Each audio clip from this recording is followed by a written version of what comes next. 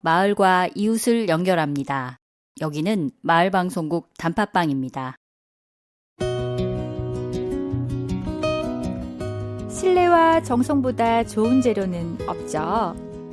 마음 한 끼는 행신동 맛집으로 소문난 꼭 한번 먹어야 하는 그 집입니다. 오늘 점심은 콩나물 비빔밥과 잔치국수로 든든하게 하루를 보내는 건 어떨까요?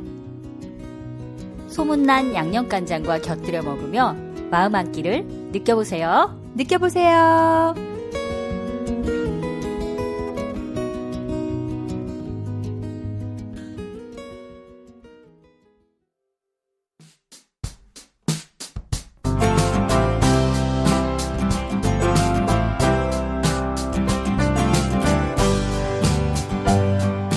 안녕하세요. 빨간사과 홍옥입니다. 알아두면 쓸모있는 심리학 잡학사전. 오늘도 심리학 박사 신은삼 선생님과 함께 심리학에 관한 이야기를 나눠봅니다. 안녕하세요, 선생님. 안녕하세요. 신은삼입니다. 그동안 잘 지내셨어요? 네, 저는 별 탈 없이 학생들 가르치면서 잘 지냈습니다. 그러다 보니 벌써 한 달이 지났네요. 시간 참 빨리 갑니다. 그러게요. 선생님, 우리가 얼굴이란 주제를 가지고 지난 1편에서는 얼굴 인식에 관련된 이야기를 했어요. 오늘은 심리학에서의 얼굴 2편, 얼굴의 사회적 기능과 관련된 이야기를 해주신다고요? 네, 오늘은 얼굴이 표정 읽기, 얼굴에서 성격 파악하기, 얼굴에서 매력을 느끼는 것, 또 얼굴을 지각할 때 발생하는 문화 차이에 대한 것들을 이야기해 볼까 합니다. 지난 시간에는 주로 인지심리학, 인지신경과학, 신경심리 같은 분야에서 다루는 내용들을 이야기했다면 오늘은 사회심리학, 정서심리학, 성격심리학, 문화심리학, 사회신경과학과 같은 분야에서 다루는 내용들을 소개할까 합니다. 선생님 이야기를 통해 심리학에서 다양한 분야가 있다는 걸 알아가고 있어요. 아, 네, 그렇습니다. 사실 제가 열거한 분야 이외에도 더 많은 분야가 있어요. 모두가 사람을 이해하려는 노력에서 출발했다고 봐야겠죠. 사람이라는 대상을 다른 각도에서 또는 다른 거리에서 바라보면서 제 나름의 방식으로 이해하려다 보니 이렇게 여러 분야로 발전한 것 같습니다. 그 덕분에 얼굴이라는 하나의 주제를 가지고도 이렇게 풍성한 이야기가 나올 수 있는 게 아닐까 생각합니다. 사람을 이해하는 노력에서 출발했다는 말이 마음에 와닿네요. 그래서 심리학 분야에서 많은 연구와 실험이 필요한 거구나 싶기도 하고요. 그럼 얼굴 표정에 관한 이야기를 해볼까요? 어떤 이야기들이 있나요? 얼굴 표정과 정서에 대한 이야기인데요. 우리는 직접 말로 표현하지 않더라도 얼굴 표정으로 내면의 감정을 표출하곤 합니다. 또 다른 사람의 얼굴을 보고 그 사람의 기분을 알아차리기도 하죠. 그렇기 때문에 심리학에서도 얼굴 표정이 정서 연구의 중요한 수단이 되어 왔습니다. 특히 1990년대까지 심리학자들이 얼굴 표정을 이용해서 정서 연구를 많이 했어요. 세계인들이 얼굴 표정을 살펴봤더니 공통적으로 발견되는 정서 표현들이 있더라는 거예요. 이걸 기본 정서라고 하는데요. 기본 정서요? 네, 우리들이 갖게 되는 정서 중에서 핵심적인 감정들이 있다는 거예요. 행복, 공포, 슬픔, 놀람, 혐오, 분노와 같은 것이 기본 정서에 포함됩니다. 이런 정서의 특징은 일단 모든 문화에서 관찰된다는 점, 또 고유의 얼굴 근육 움직임이 동반된다는 점, 그리고 각 정서마다 뇌가 다른 방식으로 관여한다는 점이에요. 행복한 정서를 나타내는 표정을 한번 생각해 보세요. 얼굴이 어떤 부분에서 행복이라는 감정이 전달될까요? 입과 눈 아닐까요? 맞습니다. 우리가 기분이 좋으면 웃거나 미소를 짓죠. 웃을 때 보통 팔자주름 부분이 움직여요. 이건 그 부분의 근육이 긴장하기 때문이에요. 마찬가지로 기분이 나쁠 때는 눈썹 쪽 근육이 긴장하게 됩니다. 그래서 보통 입은 긍정적 정서를 눈썹은 부정적 정서를 반영한다고 보고 있어요. 이렇게 말없이도 표현되는 비언어적인 정서 지표가 정서 연구에 많은 도움을 줍니다. 잠시 화제가 얼굴 표정에서 기분 정서로 옮겨간 것 같은데 골자는 얼굴 표정이 그 사람의 정서 상태를 보여주는 창과 같다는 것입니다. 사실 우리 모두 다 알고 있는 거죠? 맞아요. 그런데 우리가 평소에 자주 만났던 사람의 경우에는 그 사람의 평소 표정에 대한 데이터가 많잖아요. 그래서 그런 경우에는 표정을 보고 어느 정도 그 사람의 감정이나 정서는 유추할 수 있잖아요. 네, 잘 알고 있는 사람의 경우에는 표정을 읽기가 쉽죠. 친한 사람이든 그렇지 않든 우리가 표정을 읽을 때 민감하게 반응하는 뇌 부위가 있어요. 이제 측두엽이라는 말은 친근해지셨으리라고 생각됩니다. 대뇌의 주름진 표면 중 옆쪽에 있는 큰 덩어리를 측두엽이라고 하죠. 그 덩어리를 위에서 아래로 3등분할 때 윗부분에 가로로 난 긴 주름이 있어요. 이 주름 부분이 얼굴 근육, 입술, 눈동자의 움직임 등 살아있는 생물의 움직임을 볼 때 민감하게 반응합니다. 튕겨진 공이나 날아가는 비행기, 이런 무생물의 움직임에는 반응하지 않아요. 하지만 기어가는 아기를 보거나 울상을 짓고 있는 얼굴을 보고 있으면 반응을 하거든요. 측두엽이 그런 기능도 하는군요. 들으면 들을수록 우리 뇌가 참 똘똘한 것 같아요. 얼굴 표정에 내 기분이 표출되고 또 그걸 보면서 다른 사람의 기분도 알아차리는 것처럼 우리가 얼굴을 보면서 성격을 유추하기도 하잖아요. 사람 참 좋아 보인다. 또는 성깔 있어 보이네. 그런 말을 하죠. 맞아요. 나이를 먹을수록 그런 부분들이 더 잘 보이는 것 같아요. 우리나라에는 심지어 관상을 보는 분들도 있잖아요. 그쵸. 얼굴에서 그 사람의 특성이나 기륭 화복을 예측하려고 많이들 보시죠. 심리학자로서 그런 것들을 말씀드릴 수는 없어요. 하지만 사람들이 인상평가를 할 때 어떤 기준으로 판단하는지, 그 판단에 영향을 주는 게 무엇인지에 대해서는 말씀드릴 수 있습니다. 홍옥님은 사람 얼굴을 처음 볼 때 가장 먼저 어떤 판단을 하시나요? 저는 얼굴 분위기를 보면서 얼굴의 느낌이 좋은 사람인지 아닌지를 판단하는 것 같아요. 말하자면 얼굴에서 좀 맑고 명확한 느낌이 나는 분들을 선호하는 것 같긴 해요. 한 연구에 따르면 우리가 크게 두 가지 차원에서 판단을 한다고 해요. 하나는 이 사람이 좋은 사람인가 나쁜 사람인가. 다른 하나는 이 사람이 다른 사람을 지배하려는 성향의 사람인가 아닌가.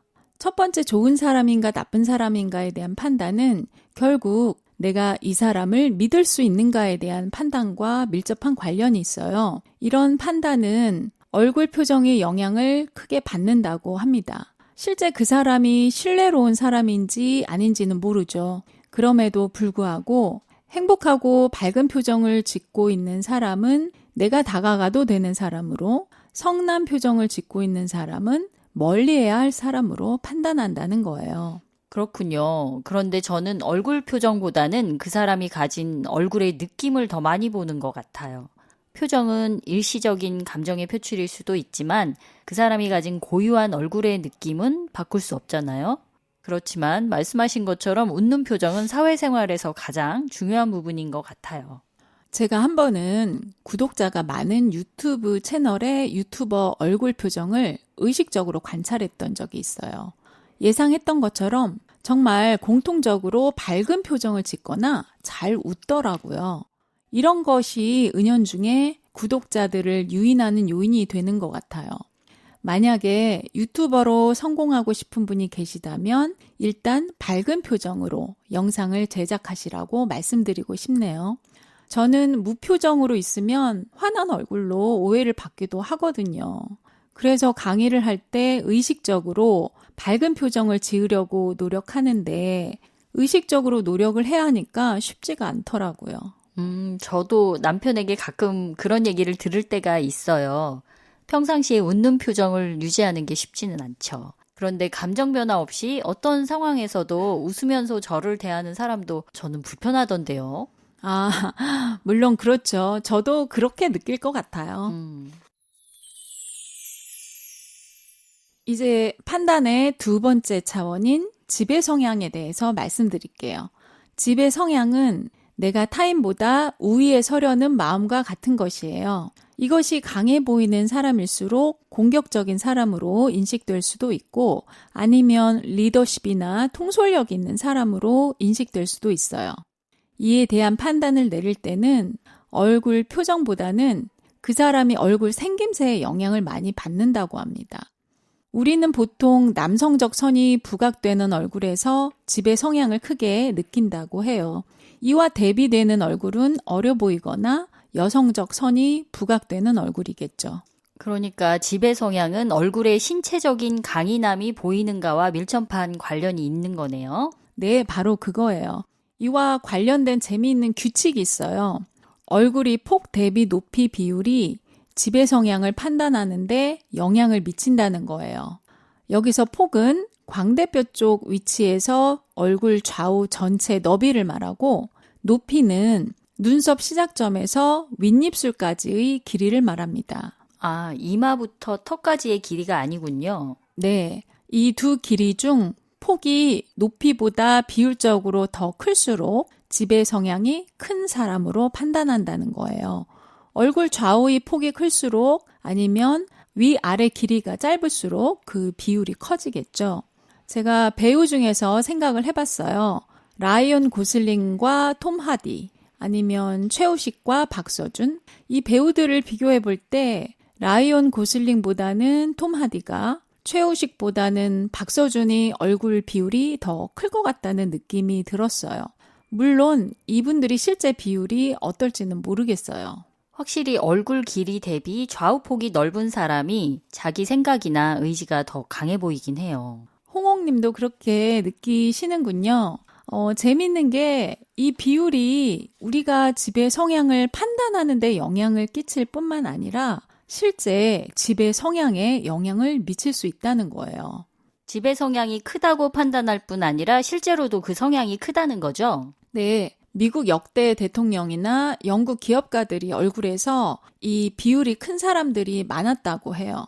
그 이유는 한창 성장할 시기에 분비되는 남성 호르몬 테스토스테론의 영향이라고 하는데요.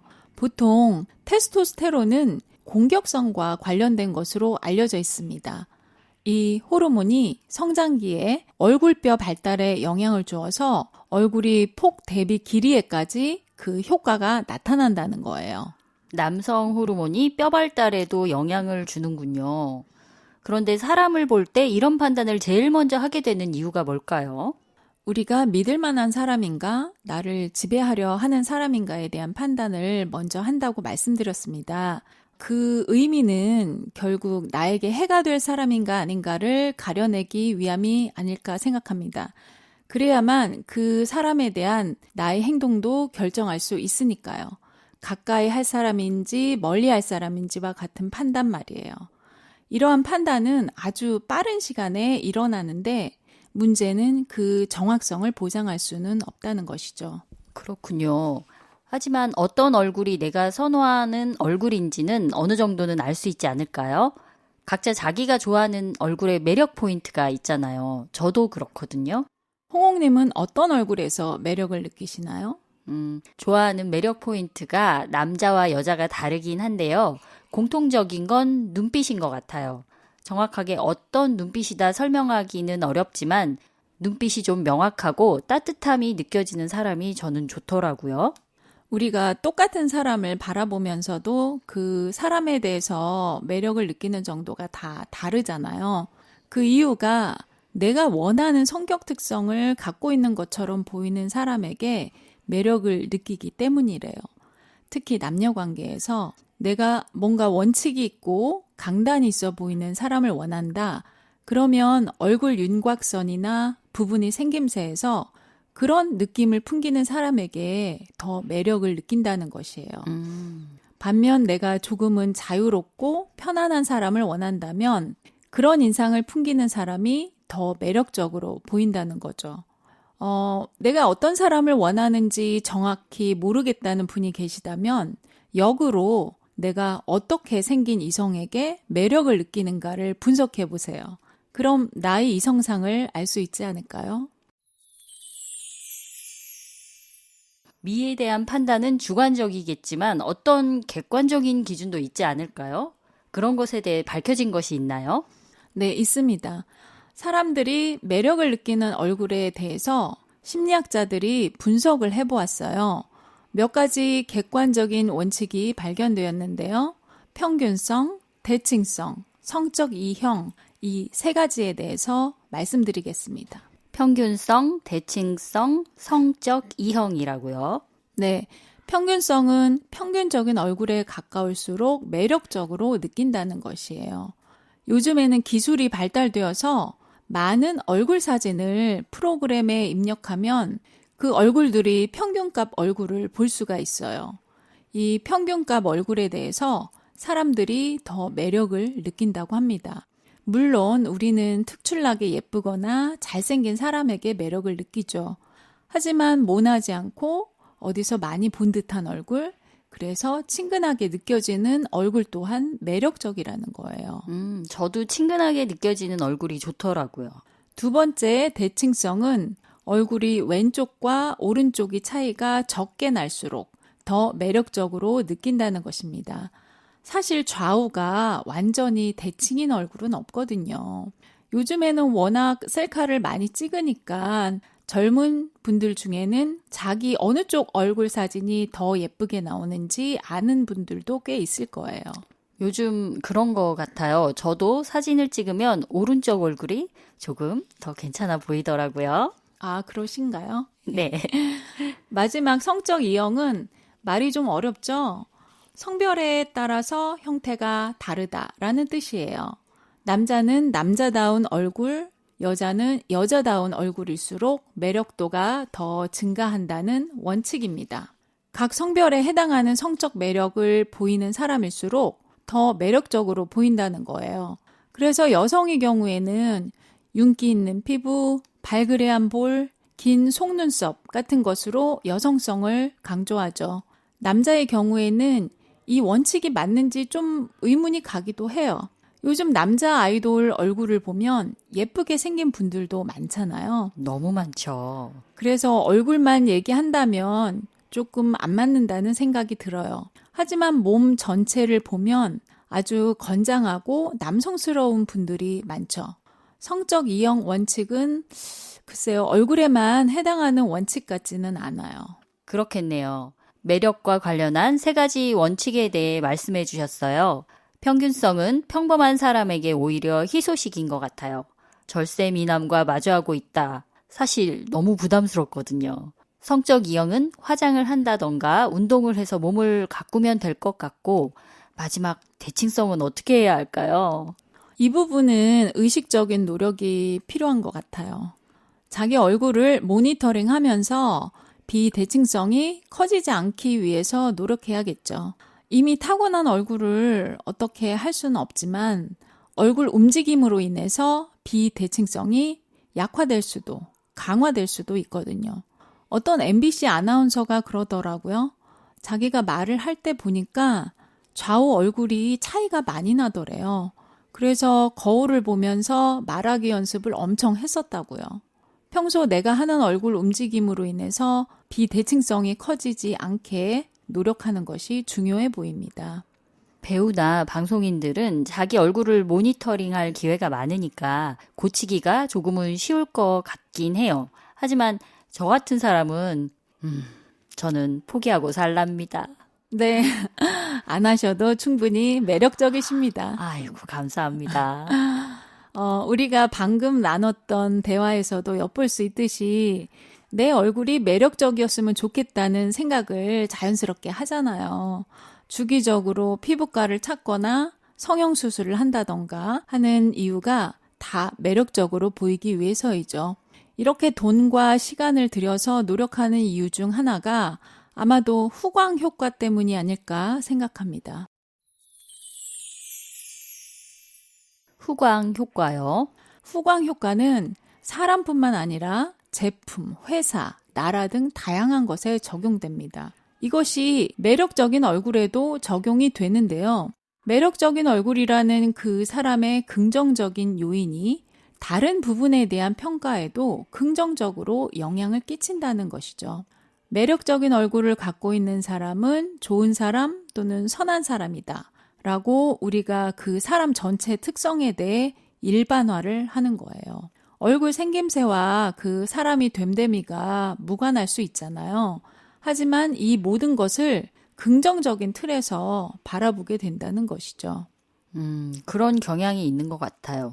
흥미롭게도 이 비논리적인 생각이 우리 뇌의 활성화 패턴에서도 나타납니다. 얼굴이 매력도를 판단할 때와 도덕적 선악을 판단할 때 활성화하는 뇌의 부위들이 공통적이라는 것이에요. 아름답고 선하다는 판단을 할 때 활성화되는 부위가 같고 그 반대로 판단할 때 활성화되는 부위가 같아요. 얼굴의 매력도와 도덕적인 선악에 대한 것을 뇌의 같은 부위에서 판단을 하는군요. 그러면 정말 얼굴이 매력적이면 좋은 사람이고 착한 사람이라는 생각을 한다는 거잖아요. 조금 씁쓸한데요. 이 결과를 그렇게 바라본다면 정말 씁쓸하겠죠. 하지만 다르게 생각해 볼 수도 있을 것 같아요. 가까이 하고 싶은 것과 멀리 하고 싶은 것. 즉, 우리 뇌가 아름답고 선한 것은 가까이 하고 싶고 추하고 나쁜 것은 멀리 하고 싶은 것으로 구분 짓는 게 아닐까요? 뇌의 각 부위는 그저 반응을 할 뿐 그것이 무엇을 의미하는지를 이해하는 것은 바로 우리들이 몫입니다. 그렇겠네요. 뇌는 그저 일을 할 뿐 그 원리까지 알려주지는 않거든요. 그 원리를 밝히는 것은 연구자들이 몫입니다. 뇌가 어떻게 반응하든 얼굴이 후광 효과로 너무 씁쓸해할 필요는 없을 것 같아요. 후광 효과의 방향이 반대 방향으로 작용할 수도 있기 때문이에요. 아주 오래된 심리학 실험이 있어요. 이 실험을 위해서 연구자들은 대학 강사직을 지원하는 사람을 인터뷰하는 영상 2개를 만들었어요. 사실 2개의 영상이라지만 같은 연기자가 주어진 대본에 맞게 다르게 연기를 한 것이었거든요. 2개의 다른 대본으로 동일한 사람이 연기를 했다는 거죠? 네, 그렇습니다. 한 영상에서는 학생들이 지적 성장과 잠재력을 존중하고 또 교수 방법에 있어서 융통성을 발휘할 줄 아는 호감가고 열이 있는 사람을 그렸고, 다른 영상에서는 학생들이 능력을 잘 믿지 않고 교수 방법에 있어서도 원칙만을 고수하는 차가운 사람을 그렸어요. 연구자들은 실험 참가자들을 2 집단으로 나눈 후 각 집단에 다른 영상을 보여주었습니다. 그리고 나서 영상 속의 지원자에 대해서 평가하도록 했어요. 평가 항목 중 신체적 매력도도 있었는데요. 사실 참가자들은 똑같은 지원자를 본 거잖아요. 그렇죠. 비록 영상에서 그려진 지원자의 모습은 달랐지만요. 결과는 호감형 지원자를 봤던 참가자들이 비호감형 지원자를 봤던 참가자들보다 영상 속 지원자의 매력을 훨씬 높게 평가했어요. 신체적 매력도와 얼굴 매력도는 좀 다르지만 이 결과를 통해서 우리가 이미 알고 있던 것을 다시 한번 확인할 수 있었던 것 같아요. 즉, 내가 하는 말이나 보이는 태도가 나의 신체적 매력을 끌어올릴 수도, 끌어내릴 수도 있다는 사실을 말이에요.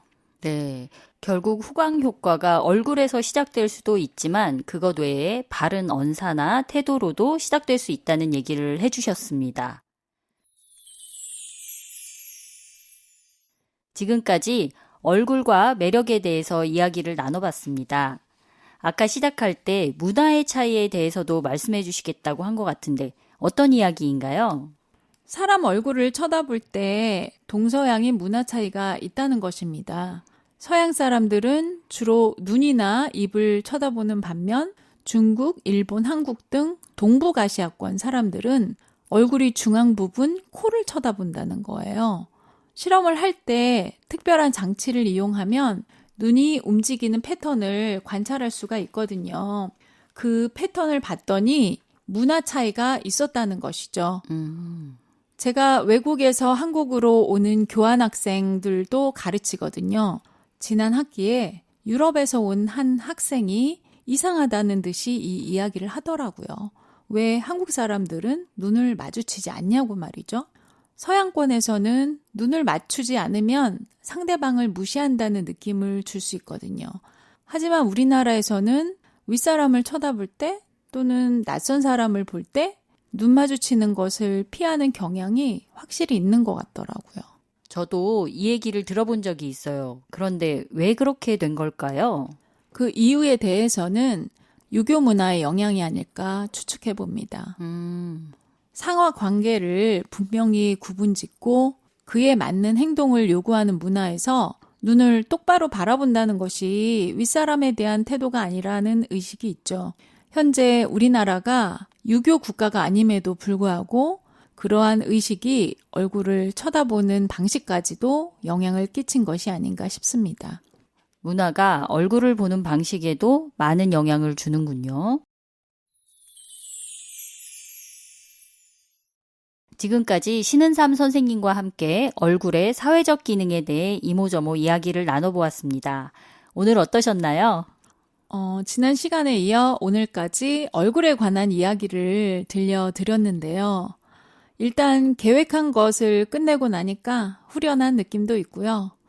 청취자분들이 어떻게 들으셨을지 궁금하기도 합니다. 지난번 이야기가 좀 어렵고 딱딱하게 느껴졌을 수도 있을 것 같아요. 이번 이야기는 조금은 친근하고 말랑말랑하게 느껴졌기를 바랍니다. 청취자분들이 어떻게 들으셨을지 저도 많이 궁금하네요. 그래서 오늘 방송에 대한 퀴즈를 준비해봤습니다. 방송을 잘 들으신 분들은 쉽게 맞추실 수 있을 거예요. 선물도 준비되어 있으니까 꼭 퀴즈 정답 남겨주세요. 그리고 오늘 신은삼 선생님 즐거웠습니다. 저도 즐거웠습니다. 신은삼 박사님과 얼굴에 관한 이야기로 지금까지 2편의 이야기를 전해드렸습니다. 지난 1편에서는 얼굴 인식에 대해, 오늘 2편에서는 얼굴의 사회적 기능에 대해 이야기를 나눠보았습니다. 다음에도 흥미로운 심리학 이야기로 다시 찾아뵐게요. 감사합니다.